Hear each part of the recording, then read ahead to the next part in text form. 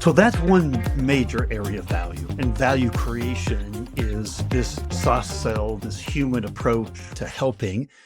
There's the customer experience kind of bucket that we talked about. There's another one, which is the contact center is talking to customers all day long.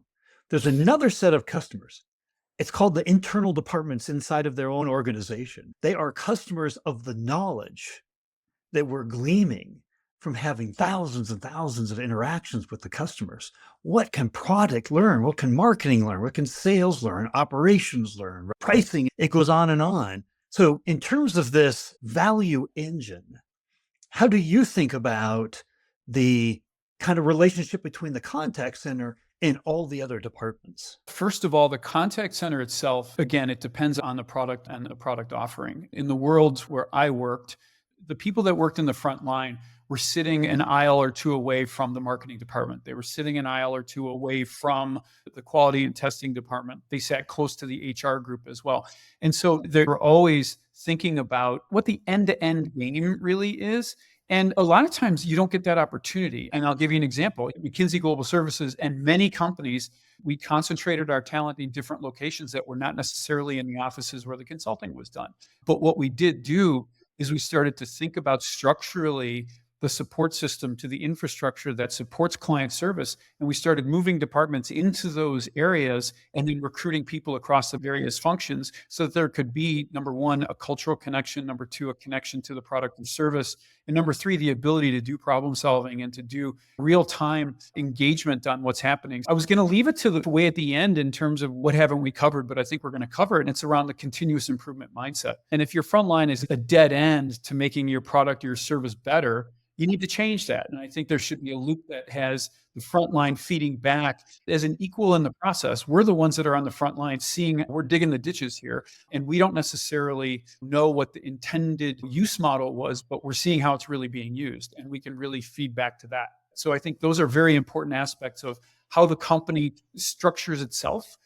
And I think the other thing is how the company treats its own departments. Is there a we and a they? Is there an elite top-down version of the company where, the salespeople are most important and then the engineers and then the customer service is at the bottom? When you have a team of people that are all focused on the mission and there are different professions, there are people make different amounts of money in their profession, but being treated like they're part of the value stream and treated like a collaborative thought partner and someone who is part of the value delivery system, it lifts all boats and it makes everybody feel better about what they're doing no matter what. And it creates a better environment, frankly.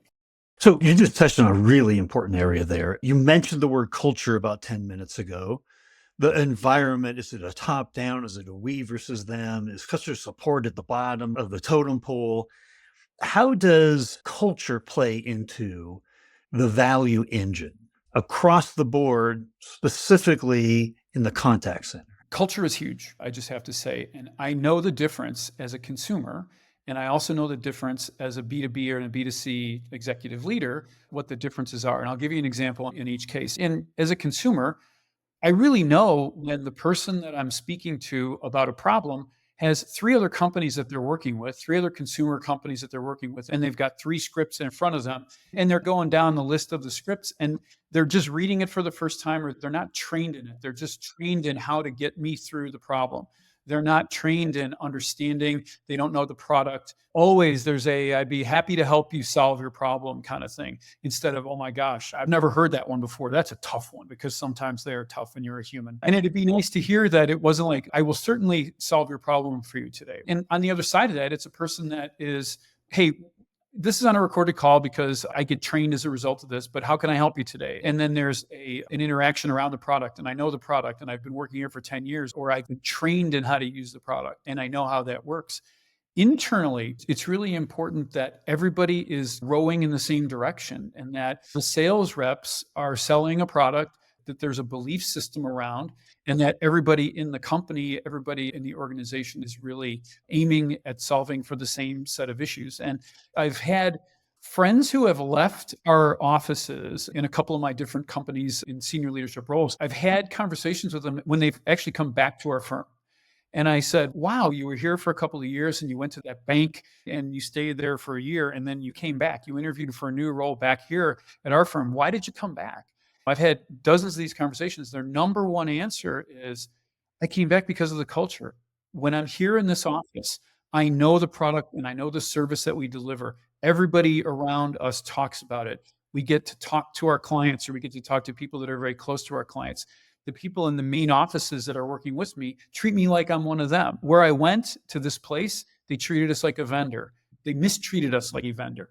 They did not really consider us to be part of the family. They blamed us when something went wrong. The systems were poor and there was a problem, and they said it was us. And we tried to problem solve and tried to ask them, tried to show them what was wrong, and they just ignored us. Those are the types of organizations where there's some healing needed across the value stream in order to be able to figure out how to deliver value a little bit better. And a lot of companies go through this, by the way. It's not something that hardly ever happens. It happens a lot.